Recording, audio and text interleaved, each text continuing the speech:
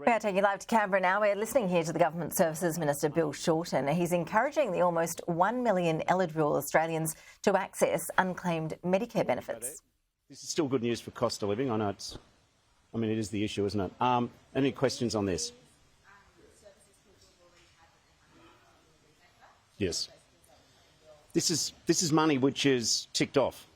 If you have, if you just go to your app, we'll send out a message. You go to your app, it'll have a message, go to Medicare, and then it is a really simple couple of step process, 3 or 4 step process. 3 days later, on average, $240 back into your account.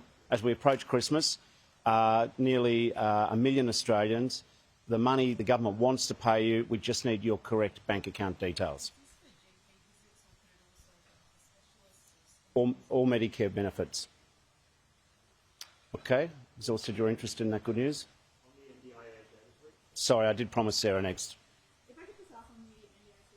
Or greater confidence in the capacity of this government to actually be able to review this bill on a regular basis.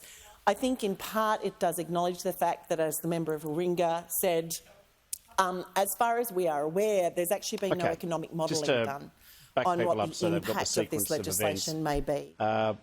Election last year, we recognised that the whole NDIS needs a root and branch review. We started that review last October. Reviews come in. We've sent it to the states at the end of October, the review, all of the recommendations. It will be discussed at National Cabinet next week. In the meantime, we've also now sent 1,200, to answer your question, 1,200 pages of supporting information to the states. I've had at least 2 meetings with most ministers already since the review, and we've certainly said, just tell us what else you need to know. Going to the substance of the reforms, I invite you to come along to the press club next Thursday, because we'll talk about the review then. Specifically, it's no secret, the scheme is growing faster than was intended.